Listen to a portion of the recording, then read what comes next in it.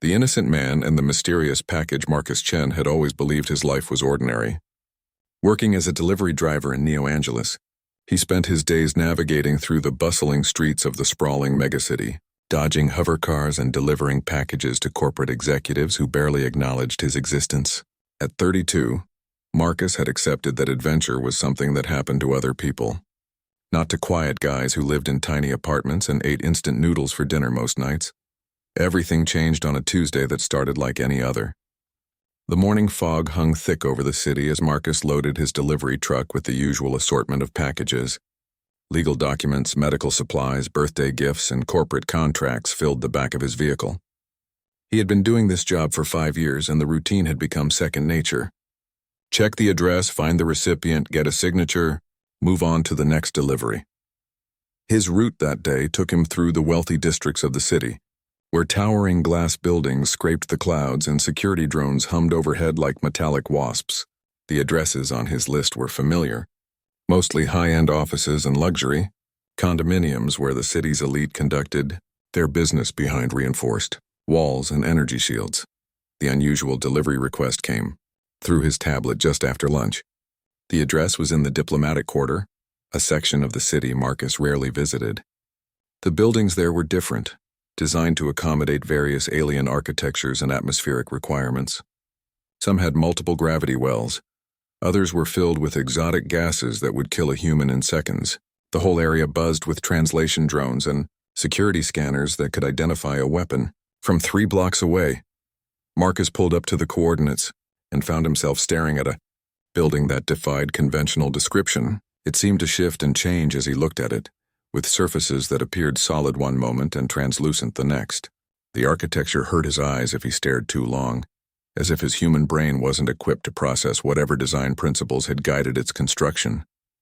The delivery tablet showed minimal information.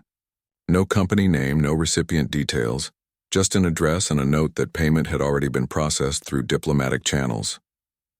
Marcus had learned not to ask too many questions about deliveries in this part of town. Diplomatic immunity meant that packages moved through customs without inspection, and delivery drivers were expected to maintain absolute discretion about what they carried and where they took it. A figure emerged from the building as Marcus approached. The being stood nearly 8 feet tall, with skin that shimmered like oil on water and eyes that seemed to contain entire galaxies. 4 arms extended from its torso, each ending in hands that had too many fingers.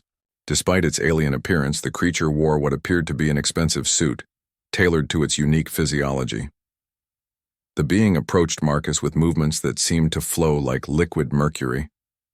When it spoke, the words came not from any visible mouth but seemed to materialize directly in Marcus's mind. The sensation was deeply unsettling, like having someone else's thoughts inserted into his consciousness. "You are the delivery human," the voice said inside his head. "I am Chancellor Vexhai of the Chronari Hegemony. I have been expecting you." Marcus had never delivered to an actual galactic ruler before. He had heard rumors that various alien dignitaries maintained embassies on Earth, but seeing one in person was entirely different. The Chancellor's presence seemed to warp the air around him, and Marcus found it difficult to focus on anything else in his vicinity. "I have a package for delivery," Marcus managed to say, his voice sounding small and uncertain. "I just need a signature and then I'll be on my way." Chancellor Vexhai made a sound that might have been laughter, though it resonated through dimensions Marcus couldn't perceive. "Indeed, young human, but this delivery is not what your simple mind assumes it to be." The Chancellor gestured with one of his 4 arms, and a metallic case materialized in the space between them.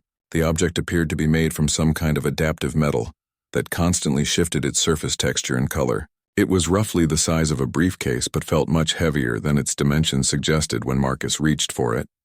"This package contains something of great importance," the Chancellor explained, his mental voice taking on a more serious tone. "It must be delivered to a specific location, at a specific time, by a human who possesses certain qualities that my species cannot replicate." Marcus felt confused and increasingly uncomfortable. "Sir, I think there's been some mistake. I'm just a regular delivery driver. I take packages from point A to point B, that's all I do." The Chancellor's galaxy-filled eyes seemed to peer directly into Marcus's soul.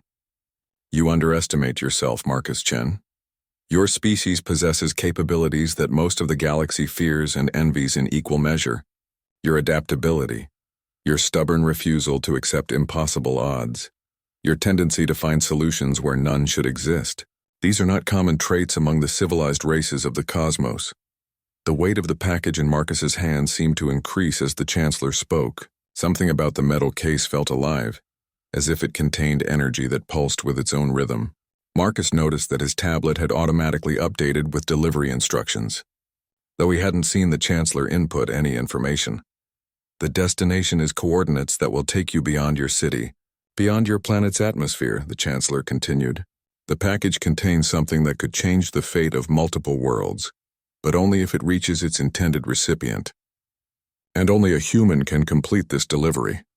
Marcus stared at the case, then back at the towering alien figure before him. You want me to deliver a package to space? I drive a truck, not a spaceship. I don't even have a passport for interplanetary travel. Chancellor Vexhai gestured again, and Marcus felt a strange tingling sensation in his pocket. When he reached inside, he found a small device that definitely hadn't been there moments before. The object looked like a combination of crystalline technology and organic material, pulsing with a soft blue light. This will provide everything you need for the journey, the Chancellor explained. Transportation, life support, navigation, and authorization to pass through any checkpoint in this galaxy. Consider it an advancement in your delivery capabilities. The implications of what the Chancellor was suggesting began to sink in. Marcus looked around the diplomatic quarter, noting the security cameras and scanning devices that monitored every movement. No one else seemed to notice the conversation taking place, as if the Chancellor had created some kind of privacy field around them. Why me? Marcus asked. There must be thousands of delivery drivers in this city. Millions of humans on this planet. What makes you think I'm the right person for something this important? The Chancellor's response felt heavy with ancient knowledge and cosmic significance. Because, Marcus Chen, you have something that most beings in the universe have lost. You have not yet learned to fear the impossible. Your species calls it innocence, but we recognize it as the most dangerous weapon in existence. The ability to attempt what should not be attempted, to succeed where logic dictates failure. Marcus felt the weight of the case pulling at his arms and realized that accepting this delivery would change everything about his quiet, ordinary life. The simple routine of driving through familiar streets and delivering predictable packages would be replaced by something far more complex and dangerous, but as he looked into the Chancellor's galaxy-filled eyes, Marcus found himself nodding in agreement. Something deep inside him, a part of his nature he had never fully acknowledged, responded to the challenge with excitement rather than fear. Where exactly am I supposed to deliver this? Marcus asked, his voice steadier than he expected. The Innocent Man and the Mysterious Package. Story Part 2. The device Chancellor Vexhai had given Marcus turned out to be far more than a simple navigation tool. As soon as Marcus returned to his delivery truck and placed the mysterious case in the passenger seat, the crystalline device began to pulse more rapidly. The truck's dashboard suddenly lit up with displays and controls that definitely hadn't been there before, showing star charts and energy readings that should have been impossible for a simple ground vehicle. Marcus stared in amazement as his ordinary delivery truck transformed around him. The interior expanded somehow, defying the basic laws of physics he remembered from high school. New seats materialized, along with what appeared to be life support systems and a control panel that looked like it belonged on a starship, rather than a vehicle designed to navigate city streets. His steering wheel had been replaced by a complex interface that responded to his touch with holographic displays. When Marcus experimentally pressed one of the glowing symbols, he felt the truck lift gently off the ground. The sensation was surprisingly smooth, nothing like the jerky hover cars he was accustomed to seeing in the wealthy districts of the city. His delivery tablet chimed with new instructions, but the address listed was unlike anything he had ever seen. Instead of a street number and building name, the screen showed coordinates in three-dimensional space, along with notations about gravity wells and stellar drift patterns. The destination appeared to be somewhere in the asteroid belt between Mars and Jupiter, at a location designated only as Research Station Omega 7. Marcus tried to process what was happening to him. Less than an hour ago, he had been a simple delivery driver worried about making his quota for the day. Now he was apparently preparing to pilot a transformed vehicle into deep space to deliver a mysterious package to a research station that probably didn't appear on any official charts. The rational part of his mind screamed that this was impossible, that he should turn around immediately and return the package to Chancellor Vexai. But another part of him, a part that had been dormant for years, felt alive with excitement and possibility. For the first time in his adult life, Marcus was facing something genuinely unknown and challenging. As the truck continued to rise above the city, Marcus found that the controls responded intuitively to his intentions. When he thought about moving forward, the vehicle accelerated smoothly. When he wanted to turn, the navigation system adjusted their trajectory without any conscious input from him. It was as if the alien technology was reading his mind and translating his desires into precise mechanical actions. The view outside the windows changed dramatically as they climbed higher. Neo Angeles spread out below him like a glittering circuit board, its millions of lights creating patterns that were beautiful from this altitude. Marcus had lived in the city his entire life but had never seen it from this perspective. The ordinary streets he drove every day were now just thin lines threading between massive structures that reached toward the sky like the fingers of sleeping giants. Breaking through, Earth's atmosphere was surprisingly gentle. Marcus had expected turbulence and noise, based on the old rocket launch videos he had seen in documentaries. Instead, the transition was marked only by a subtle change in the quality of light outside the windows and the appearance of stars that were no longer filtered through atmospheric haze. The Earth fell away beneath him, revealing itself as the blue marble that had inspired countless poets and philosophers. Marcus had seen images of his planet from space before, but experiencing it directly was entirely different. The fragile beauty of the world he had always taken for granted struck him with unexpected emotional force. As they traveled deeper into space, Marcus began to notice other vessels moving through the void. Some were clearly human in origin, with the angular designs and chemical propulsion systems that characterized Earth's early space technology. Others were utterly alien, their shapes defying any logic or purpose that Marcus could understand. The alien ships moved with fluid grace, as if they were swimming through space rather than being propelled by mechanical systems. Some appeared to be made of living tissue, pulsing and changing shape as they traveled. Others looked like crystalline structures that caught and refracted starlight in ways that created beautiful rainbow patterns. Against the black backdrop of space, Marcus realized that he was witnessing something that very few humans had ever seen. Earth's governments had always maintained that contact with alien civilizations was limited to carefully controlled diplomatic exchanges in designated areas. The reality was clearly far more complex, with multiple species maintaining a regular presence in the solar system. His transformed truck received occasional communication signals from the other vessels, but the alien technology automatically handled all the protocols and responses. Marcus caught glimpses of translated conversations that suggested a complex system of interstellar commerce and politics. Earth appeared to be considered a developing world, barely worthy of notice by the established galactic community. The package beside him remained enigmatic throughout the journey. Marcus could feel energy radiating from within the case, but the alien metal refused to reveal any details about its contents. Occasionally, the surface would shift and change texture, as if something inside was trying to communicate or escape. Several hours into the journey, Marcus encountered his first real obstacle. A massive alien vessel, easily the size of a city block, moved to intercept his course.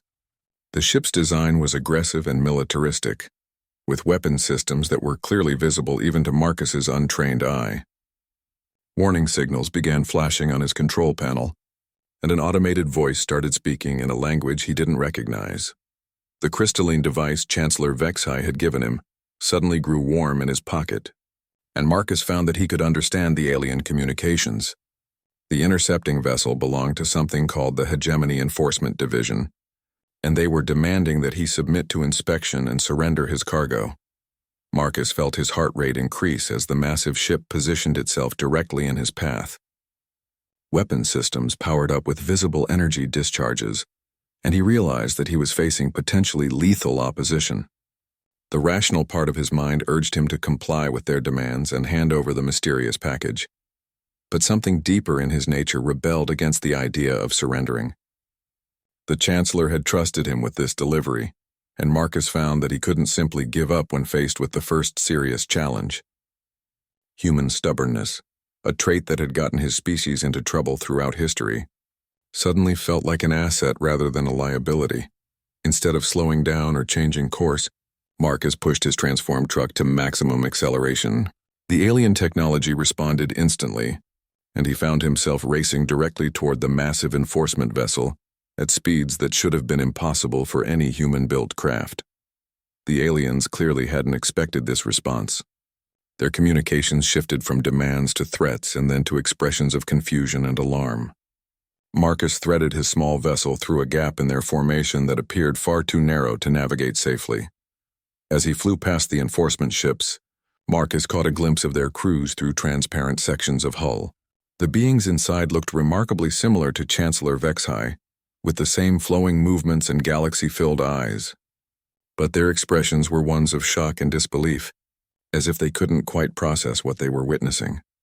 Behind him, Marcus could hear the enforcement vessels trying to pursue, but his transformed truck seemed to be operating on principles of physics that their technology couldn't match. The gap between them widened rapidly, and soon the alien ships were just distant points of light in his rear displays. The crystalline device in his pocket pulsed with what felt like approval, and Marcus began to understand why Chancellor Vexhai had chosen a human for this delivery. The alien races, for all their advanced technology and cosmic knowledge, had apparently forgotten how to take risks and attempt the impossible.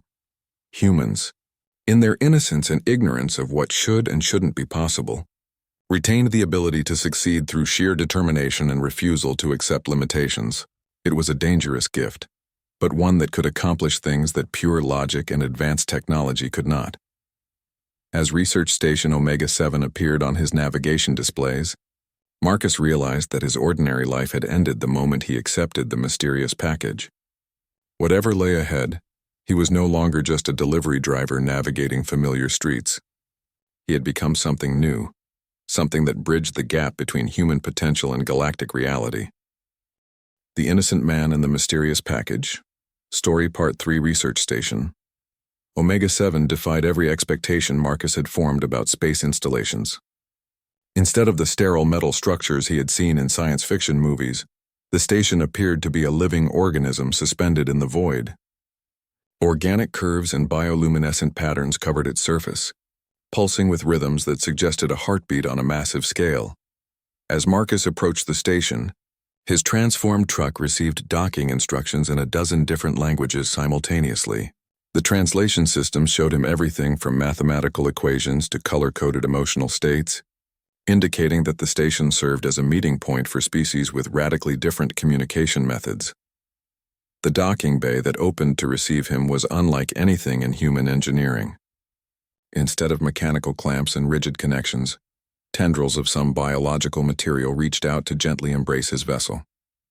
The process felt more like being swallowed by a benevolent creature than parking in a conventional space dock.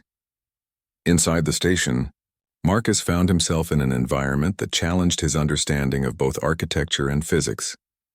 Corridors curved in directions that shouldn't have been possible, leading to chambers that were somehow larger on the inside than their external dimensions could accommodate. Gravity shifted and flowed like a river, allowing beings of different physiological requirements to navigate the same spaces comfortably. The station's inhabitants were more diverse than anything Marcus had imagined. Crystalline entities that communicated through harmonic resonances shared spaces with gaseous beings that existed as sentient clouds, mechanical constructs that might have been artificial intelligences or cybernetic organisms moved, alongside creatures that appeared to be made of pure energy. Marcus clutched the mysterious package tighter as he navigated through the station's corridors. The alien technology had provided him with a basic translation interface, but the conversations he overheard were filled with concepts that had no equivalent in human language. References to dimensional cascades, temporal stability matrices, and consciousness transfer protocols suggested that the research being conducted here operated on principles far beyond Earth's current scientific understanding. The delivery instructions led him to a section of the station that felt different from the rest. The organic architecture gave way to something more geometric and angular, with surfaces that seemed to absorb light rather than reflect it. The atmosphere here was heavier, charged with energy that made the hair on Marcus's arms stand up. At the center of this section, he found his destination. The chamber was dominated by a figure that took Marcus several moments to fully comprehend. The being appeared to be simultaneously ancient and newly born, with features that shifted between different states of existence. Sometimes it looked almost human. Other times it resembled a geometric pattern made of pure mathematics.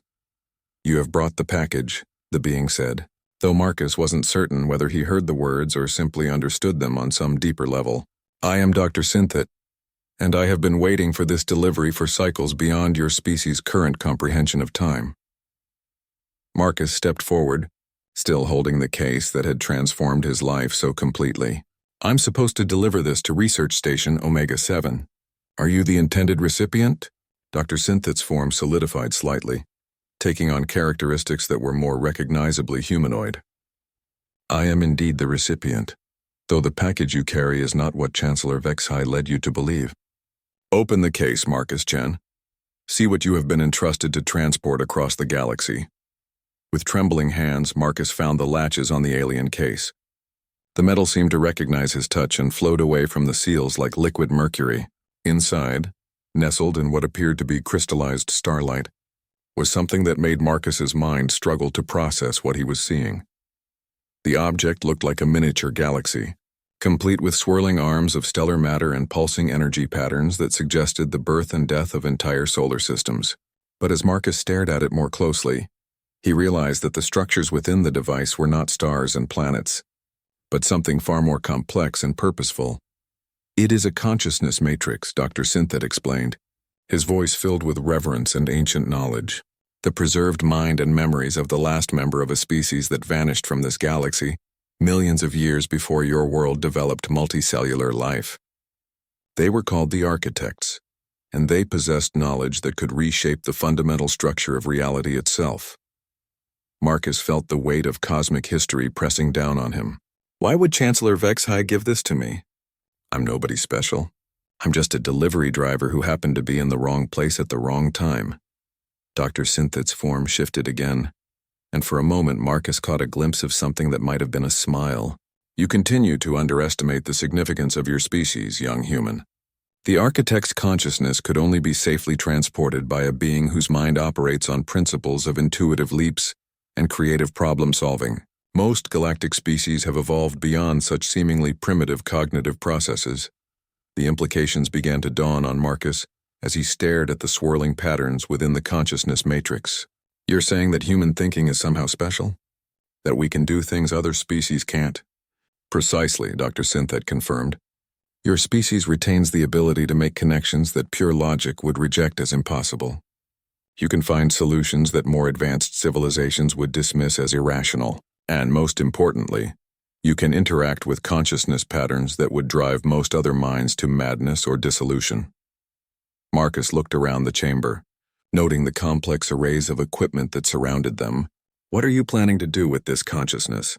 Why is it so important that it reaches this station?" Dr. Synthet gestured toward a massive device that dominated one wall of the chamber. "The Architect's knowledge includes the location and access codes for technology that could prevent a catastrophe of galactic proportions. A species called the Devourers is moving through this arm of the galaxy, consuming entire star systems and converting their matter into weapons of unimaginable destructive power." The scope of what Marcus was hearing began to overwhelm him. "You're talking about the fate of billions of worlds. Why isn't this being handled by galactic governments or space fleets? Why does it depend on one person delivering a package?" "Because," Dr. Synthet replied, "the galactic governments are paralyzed by bureaucracy and ancient rivalries. They cannot agree on a unified response to the Devourer threat. Some species believe they can negotiate or hide. Others think they can fight using conventional weapons. All of them are wrong." Marcus felt the consciousness matrix pulse with energy as Dr. Synthet began connecting it to the station systems. The Architects faced a similar threat in their time. They developed weapons and defenses that operate on principles beyond physical matter. But accessing their knowledge requires a mind that can think in ways that transcend pure logic. As the connections were made, the chamber filled with displays showing star charts and tactical analyses. Marcus could see the advancing wave of destruction that the Devourers represented, a dark stain spreading across the galaxy and consuming everything in its path. The estimated time until they reached Earth's solar system was measured in months rather than years. "What do you need me to do?" Marcus asked, surprised by the steadiness in his own voice. Dr. Synthet's form became more solid and focused. "The architect consciousness must be integrated with this station's research matrix, but the process requires a human mind to serve as a bridge between their thought patterns and our technology. You will need to link your consciousness temporarily with theirs, allowing their knowledge to flow through your neural pathways." Marcus stared at the swirling galaxy within the device, understanding that what Dr. Synthet was asking could fundamentally change who he was as a person. "What happens to me if I do this? Will I still be myself afterward?" "Unknown," Dr. Synthet admitted. "No human has ever attempted such a consciousness link with an architect mind. You might emerge unchanged, or you might become something entirely new. The only certainty is that without this knowledge, billions of civilizations will be destroyed." The weight of the decision pressed down on Marcus like the gravity of a planet. He thought about his ordinary life back on Earth, his small apartment and predictable routine. Then he thought about the vast cosmos he had glimpsed during his journey to the station, filled with wonders and civilizations he was only beginning to understand. Looking at the consciousness matrix, Marcus realized that his choice had been made the moment he accepted the package from Chancellor Vexi. Human nature, with all its stubborn refusal to accept impossible odds, would not allow him to turn away from this responsibility. "Tell me what I need to do," he said, reaching toward the device that contained the memories of a species that had faced the darkness and found a way to fight back. The Innocent Man and the Mysterious Package, Story Part. For the consciousness linking process began with sensations that Marcus had no words to describe. Dr. Synthet had connected him to the architect, matrix through neural interface technology that felt both ancient and impossibly advanced. Crystalline threads, thinner than human hair but stronger than any material Earth had ever produced, made contact with his nervous system through points on his temples and the base of his skull. At first, Marcus felt only a slight tingling sensation, like static electricity building up before a thunderstorm. Then the architect consciousness began to make contact with his mind, and reality exploded into dimensions he had never imagined could exist. The first thing that struck him was the vast age of the consciousness he was linking with.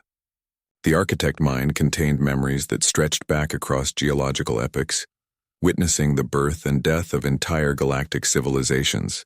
Marcus experienced flashes of worlds covered in cities that stretched from pole to pole, space battles involving weapons that could ignite stars, and the slow, patient work of building technologies that operated according to principles beyond the current understanding of physics.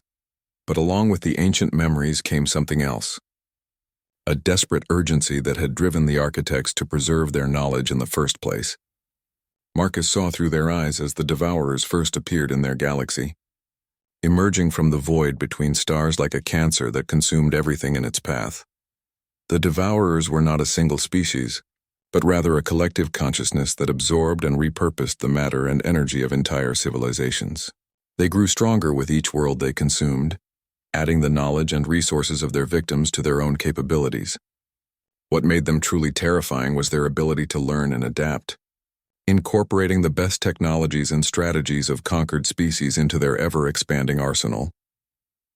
Through the architect memories, Marcus witnessed the systematic destruction of civilizations that had lasted for millions of years, planets stripped of their matter to build devourer ships, stars harvested for energy to power weapons of unimaginable destructive capacity, entire species reduced to component atoms and reformed into tools of conquest.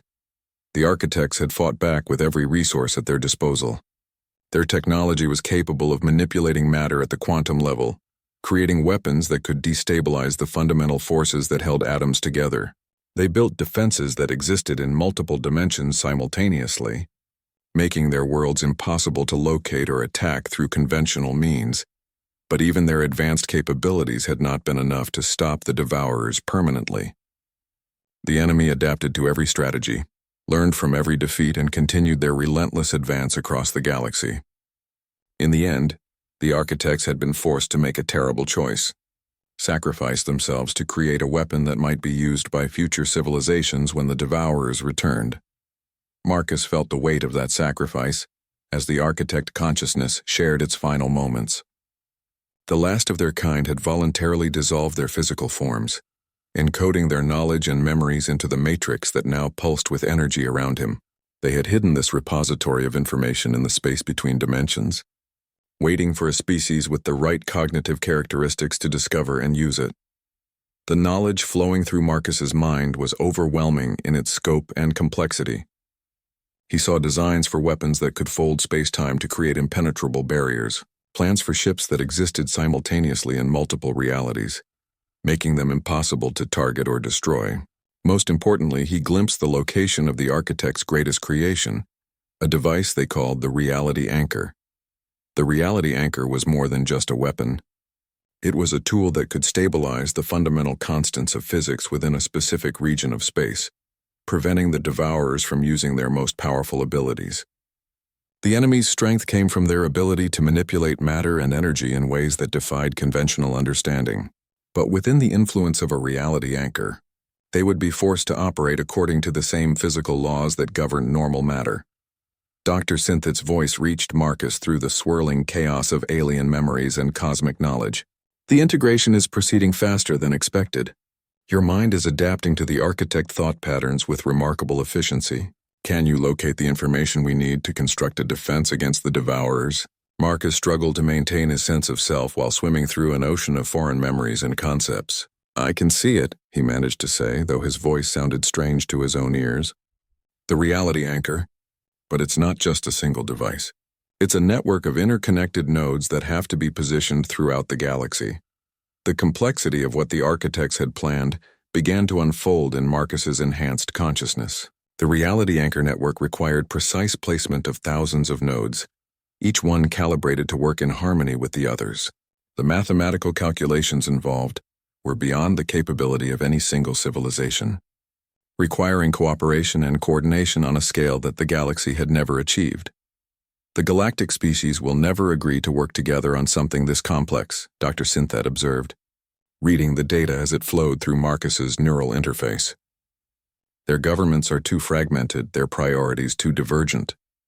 But Marcus was beginning to see something that the ancient architect consciousness hadn't anticipated. Human intuition, operating alongside the vast knowledge of a vanished civilization, was making connections that pure logic would have rejected. They don't all have to agree, he said, his voice gaining strength as understanding dawned. The network can be built in stages, with each node providing immediate, defensive benefits even before the full system is complete. The architect memories showed Marcus how their original plan had required total commitment from every major civilization in the galaxy, but human thinking, with its tendency toward improvisation and incremental problem-solving, suggested a different approach. Instead of trying to build the entire network at once, they could start with critical nodes that would protect the most populated systems. Each successfully deployed node would demonstrate the effectiveness of the technology, encouraging other species to join the project.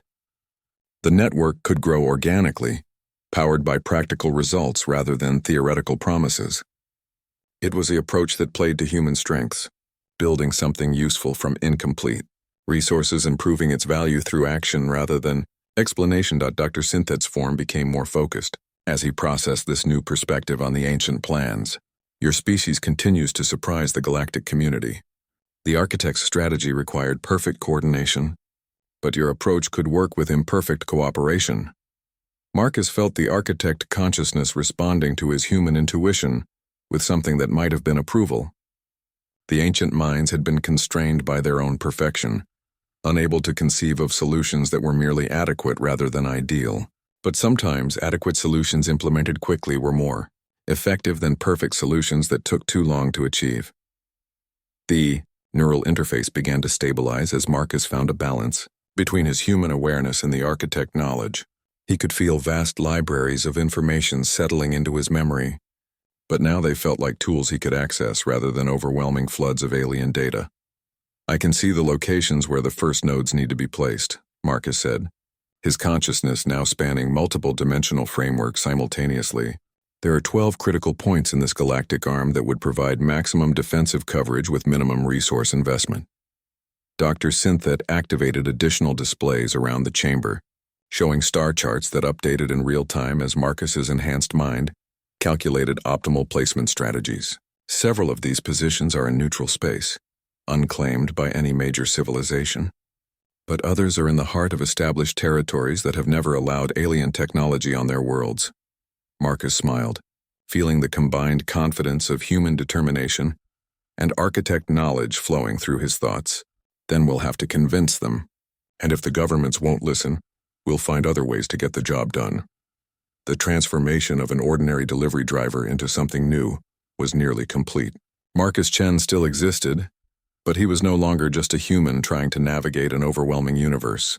He had become a bridge between species, carrying the wisdom of the past and the adaptability of humanity into an uncertain future. Outside the research station, the Devourer fleet continued its inexorable advance through the galaxy. But for the first time in millions of years, there was a real plan to stop them. The Innocent Man and the Mysterious Package. Story Part 5, the first challenge in building the Reality Anchor Network, came sooner than Marcus had expected. Within hours of completing the consciousness link with the Architect Matrix, Research Station Omega-7 received an urgent transmission from the outer monitoring systems. A Devourer scout fleet had been detected at the edge of the galaxy, moving faster than previous intelligence had suggested possible. Dr. Synthet's form flickered with agitation as he processed the incoming data. They are ahead of schedule by several months. The advanced scouts are already probing defensive positions around the major trade routes. Marcus felt the architect knowledge in his mind, responding to the threat with tactical analyses that spanned multiple probability matrices. The scout fleets aren't just gathering intelligence, he realized.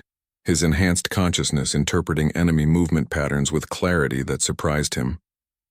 They're testing response times and coordination between different species' defense forces. The displays around the chamber updated to show the current positions of major galactic military forces. The picture that emerged was deeply troubling. Each species maintained formidable fleets, but they were positioned to defend their own territories rather than coordinate against a galaxy-wide threat. The gaps between defensive zones created corridors that a sufficiently determined enemy could exploit. We need to accelerate the timeline for deploying the first reality anchor nodes, Marcus said, his human intuition working alongside Architect's strategic knowledge to identify immediate priorities. The scouts are mapping exactly the weaknesses we need to address. Dr. Synthet activated communication systems that connected Research Station Omega-7 to monitoring posts throughout the galaxy. The major civilizations have been informed of the Devourer threat, but their response has been inadequate. Some species believe they can negotiate. Others are preparing to evacuate their most important populations to distant galaxies. Marcus felt a familiar surge of human stubbornness rising within him. The same instinct that had driven him to accelerate toward the hegemony enforcement ships now rebelled against the idea of retreat and abandonment. They're thinking like the problem is inevitable instead of like it's solvable. The architect consciousness provided Marcus with detailed schematics for the reality anchor nodes. But the human part of his mind was already adapting the designs to work with available galactic technology. The original plans had assumed access to architect manufacturing capabilities that no longer existed, but Marcus could see ways to build functional nodes using materials and techniques that current civilizations could provide. The first node needs to go here, Marcus said, highlighting a position on the galactic display that was strategically located between several major trade routes. It's in neutral space, so we won't need governmental approval. And there's an abandoned mining platform that could provide the structural foundation we need. Dr. Synthet studied the location with interest. That platform has been derelict for decades. The mining consortium that built it went bankrupt when they encountered unstable quantum fluctuations in the local space-time. Marcus smiled as the architect knowledge revealed the true nature of those quantum fluctuations. They weren't unstable. They were the remnants of an ancient architect experiment. The quantum patterns are actually ideal for anchoring a reality anchor node. The miners abandoned exactly the kind of location we need most. Within hours, Dr. Synthet had organized a small fleet of vessels from Research Station Omega-7 to travel to the abandoned mining platform. Marcus found himself leading the expedition, his enhanced consciousness now capable of interfacing directly with the station's most advanced technology. The journey to the derelict platform took them through regions of space that few beings had explored in recent centuries. The quantum fluctuations that had driven away the miners created spectacular displays of energy that painted the void in colors that had no names in any known language. Marcus's enhanced perception allowed him to see the underlying mathematical beauty in what others considered dangerous anomalies. The mining platform itself was a massive structure, built to extract exotic matter from the quantum substrate of space itself. Most of its systems had been shut down and abandoned, but the basic framework was still sound. More importantly, the platform's position at the intersection of several quantum flux lines made it an ideal location for a reality anchor node. Marcus's first surprise came when they began setting up the construction equipment. Other ships began arriving at the platform, vessels from species he didn't recognize carrying technology he couldn't immediately identify. Dr. Synthet explained that word of the reality anchor project had spread through informal networks throughout the galactic research community. Not all cooperation comes through official government channels, Dr. Synthet observed as a crystalline vessel from the Resonance Collective docked with the platform. Scientists and engineers often understand the practical value of collaboration better than politicians and military leaders. The beings who emerged from the various ships were as diverse as anything Marcus had encountered. Some were recognizably biological, while others appeared to be artificial intelligences housed in mechanical bodies. A few seemed to exist as pure energy patterns that communicated through modulated electromagnetic fields. What surprised Marcus most was how readily they accepted his leadership of the project. Despite being the newest member of the galactic community, his combination of human intuition and architect knowledge gave him insights that more established species couldn't match.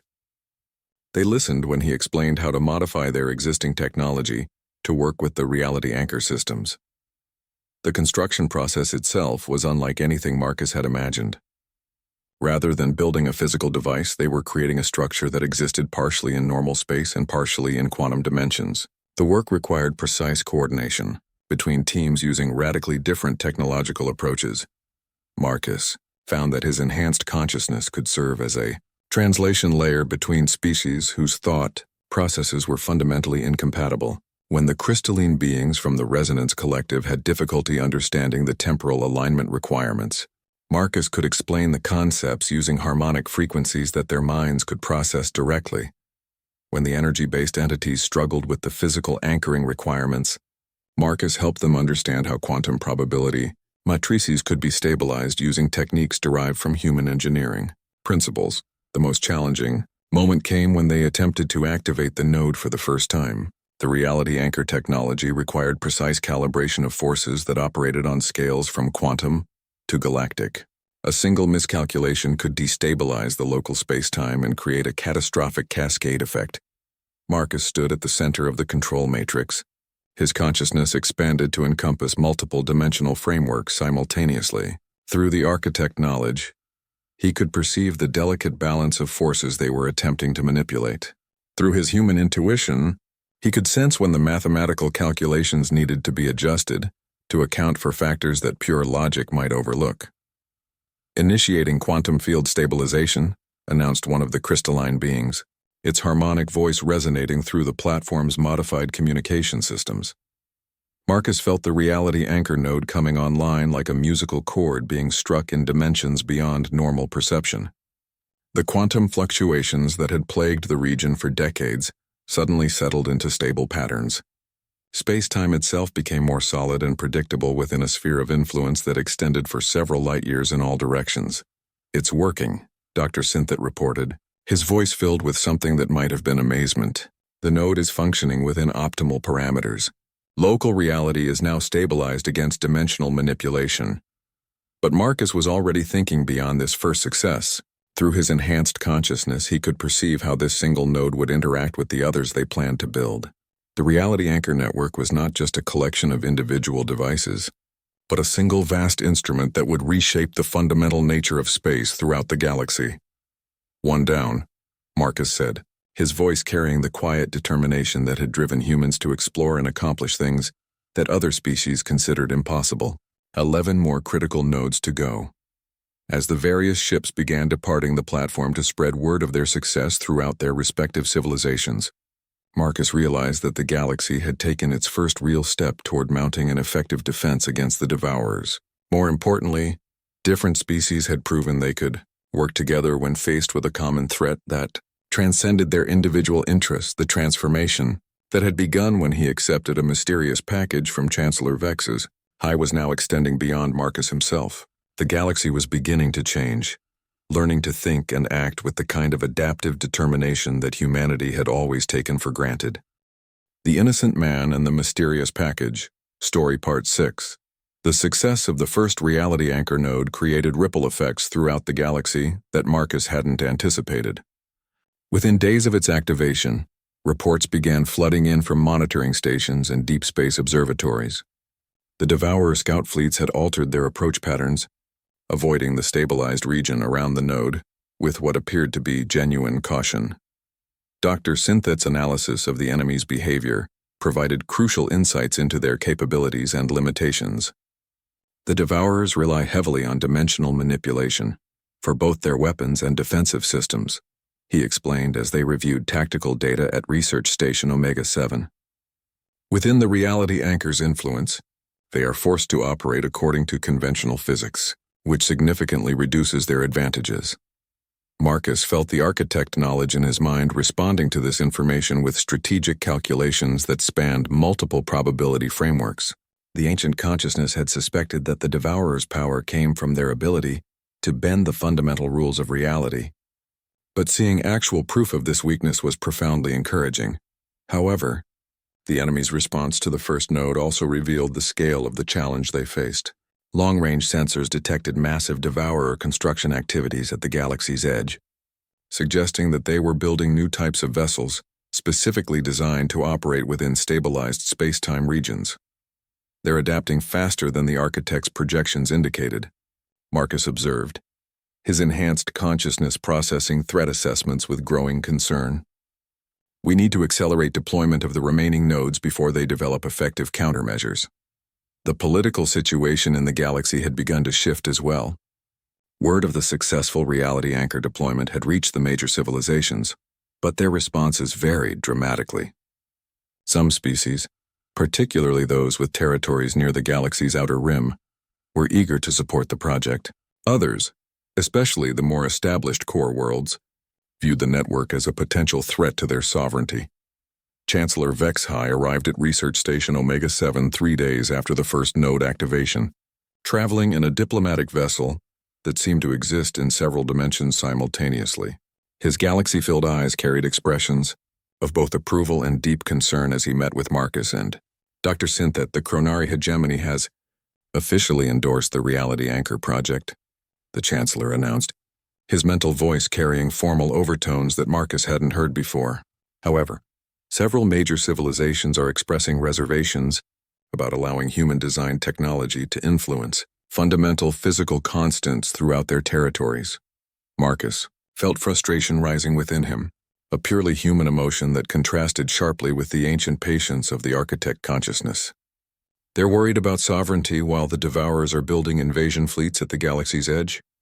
Fear makes beings react in ways that often contradict their own best interests, Chancellor Vex-HFY explained.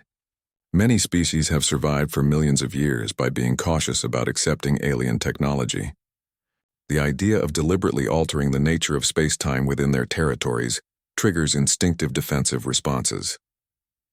Dr. Synthet projected diplomatic communications from various galactic governments, showing the complex web of negotiations and concerns that were slowing official support for the Reality Anchor network. Some species wanted guarantees that the nodes could be deactivated if they proved problematic. Others demanded equal representation in the project's decision-making structure. Marcus studied the diplomatic traffic with growing impatience. His human nature rebelled against the idea of endless negotiations while a clear and present danger approached. But the architect knowledge provided him with perspective on how civilizations thought and acted over geological timescales. We can't wait for perfect consensus, Marcus decided, his voice carrying new authority derived from his unique position as the bridge between human and architect consciousness. but we can demonstrate results that make the choice obvious. His plan was characteristically human in its directness and willingness to take risks. Instead of waiting for governmental approval, they would deploy reality anchor nodes in neutral spaces and uninhabited systems, focusing on locations that provided maximum strategic value with minimum political complications. The next several weeks became a blur of activity as Marcus coordinated construction teams from dozens of different species. Each node required adaptation of the basic design to work with local space-time conditions, and Marcus found that his enhanced consciousness was uniquely suited to making the necessary calculations and adjustments. The second node was built in a system that had been abandoned after its star became unstable.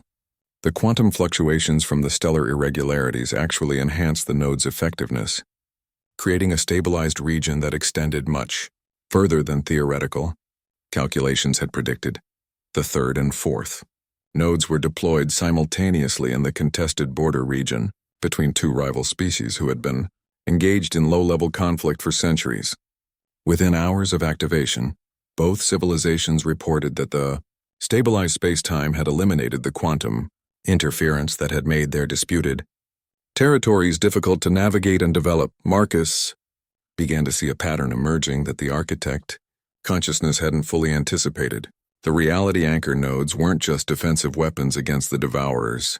They were also tools that could solve practical problems for galactic civilizations, making space travel safer and more efficient, while stabilizing regions that had previously been too dangerous or unpredictable to use.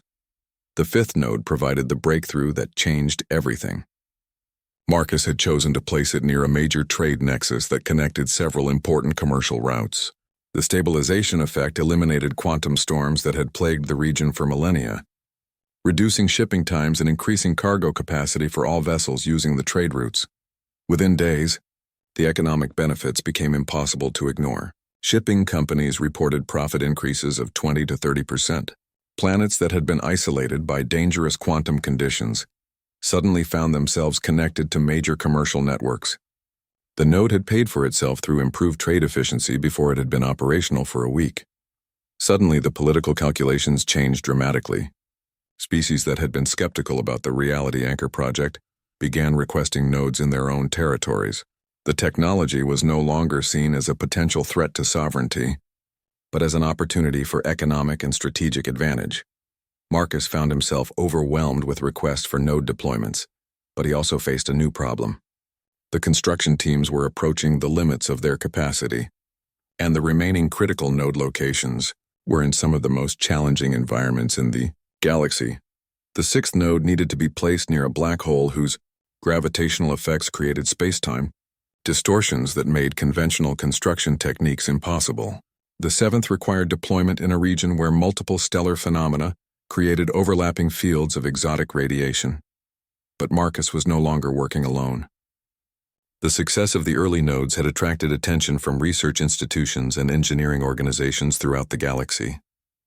Beings with centuries of experience in extreme environment construction were volunteering their expertise and resources.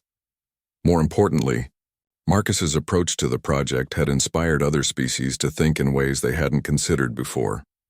The careful, methodical planning that characterized most galactic engineering projects was being supplemented by human-style improvisation and adaptive problem-solving. Dr. Synthet observed the changes with fascination. Your species is teaching the galaxy to think differently about what's possible.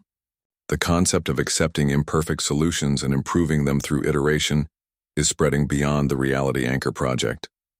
As Marcus prepared to tackle the most challenging node deployments, he realized that the transformation he had undergone was now affecting entire civilizations. The galaxy was learning to combine the wisdom of experience with the audacity of youth, creating new possibilities that neither approach could achieve alone. But time was running short. Long-range sensors were detecting the main Devourer fleet beginning to move, and their projected arrival time was now measured in weeks rather than months. The remaining nodes would have to be deployed under pressure, with the enemy already probing the galaxy's outer defenses. Marcus stood at the center of Research Station Omega-7's command center. his consciousness spanning multiple dimensional frameworks as he coordinated the largest engineering project in galactic history. The innocent delivery driver who had accepted a mysterious package was gone, replaced by something new, a bridge between species, a translator of possibilities, and perhaps the galaxy's best hope for survival. The Innocent Man and the Mysterious Package, Story, Part 7. The final confrontation came sooner than anyone had anticipated. As Marcus worked frantically to complete the 12th and final critical reality anchor node, long-range sensors detected the main Devourer fleet breaking through the galaxy's outer perimeter defenses. The enemy had abandoned their cautious probing approach and committed to a full-scale invasion. Dr. Synthet's analysis of the incoming fleet was deeply troubling.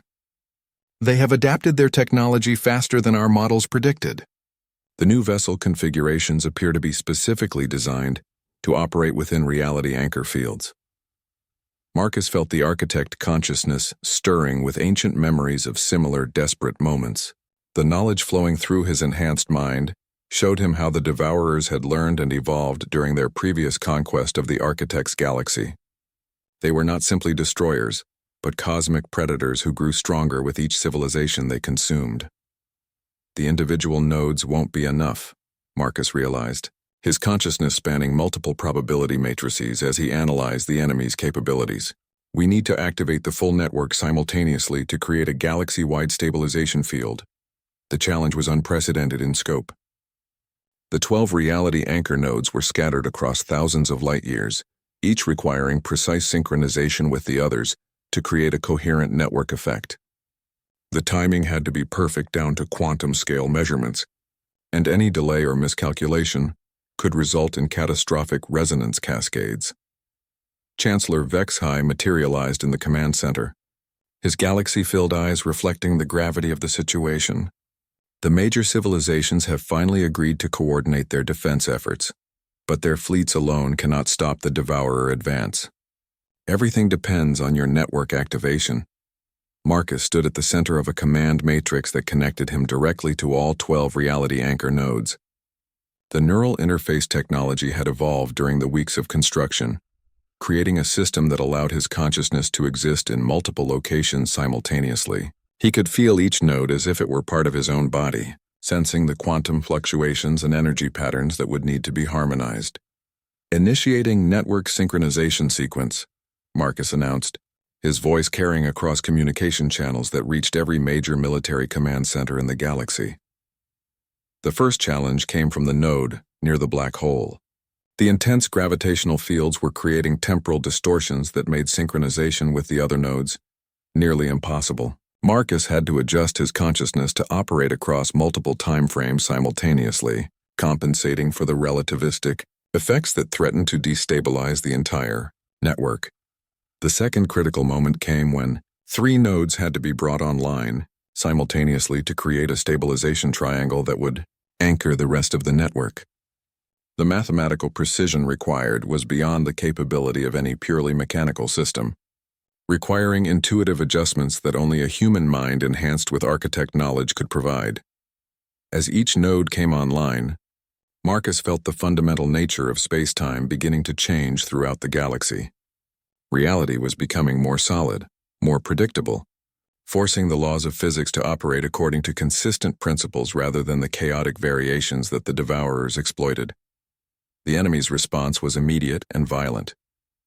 Devourer ships throughout the galaxy began experiencing system failures as their dimension-manipulating technology encountered the stabilized space-time fields. Some vessels simply disappeared, presumably retreating to whatever realm existed beyond normal reality.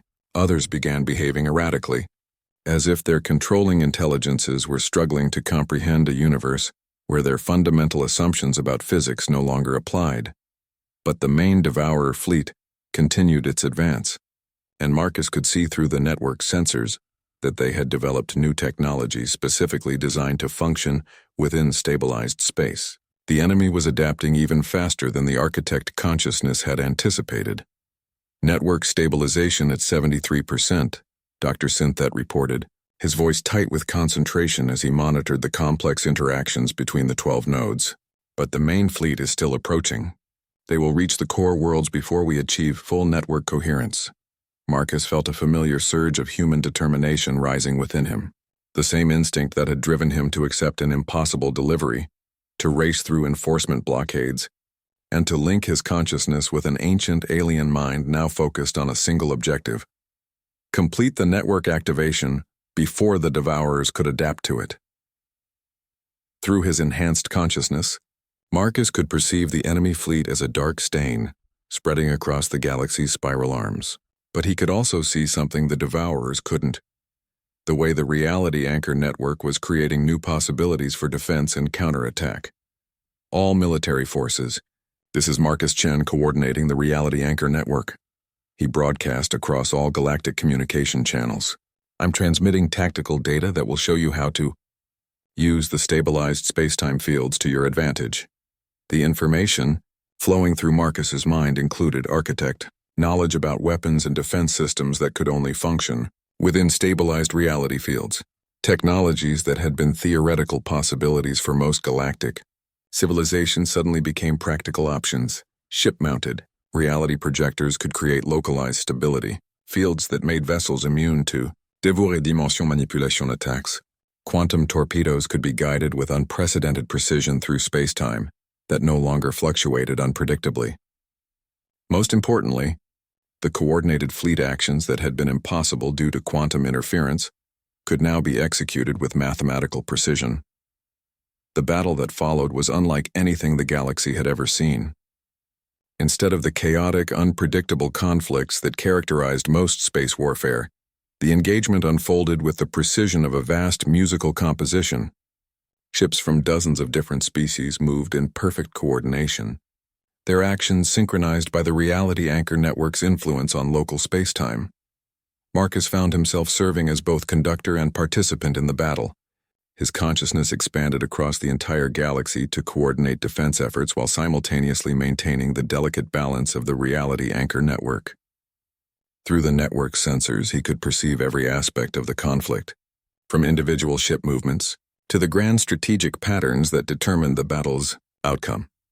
The turning point came when Marcus realized that the Reality Anchor Network could do more than just stabilize spacetime.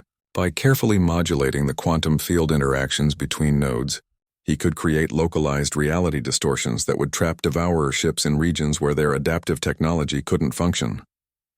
One by one, entire sections of the enemy fleet found themselves isolated in pockets of hyper-stabilized space, unable to retreat to their home dimension or adapt their systems to local conditions. The Devourers, for all their cosmic power and adaptive capabilities, were ultimately dependent on their ability to manipulate reality itself. When that ability was removed, they became merely another species facing the combined might of a united galaxy. The final Devourer ships retreated to the space between galaxies, their dark presence fading from sensors as they withdrew to whatever realm existed beyond the reach of normal matter and energy. The immediate threat was over, but Marcus knew through the architect consciousness that this was not a permanent victory. The Devourers would return eventually, perhaps with new adaptations and strategies. But the galaxy had changed fundamentally during the crisis. The Reality Anchor Network had proven that different species could work together to achieve things that none of them could accomplish alone. More importantly, the crisis had taught civilizations throughout the galaxy to think with the kind of adaptive determination that humans had always taken for granted. Chancellor Vexhi found Marcus in the command center hours after the last Devourer signals had faded from the sensors. The Galactic Council has voted to establish a permanent defense coordination authority, with you as its first director. The Reality Anchor Network will be expanded and maintained as a galaxy-wide utility.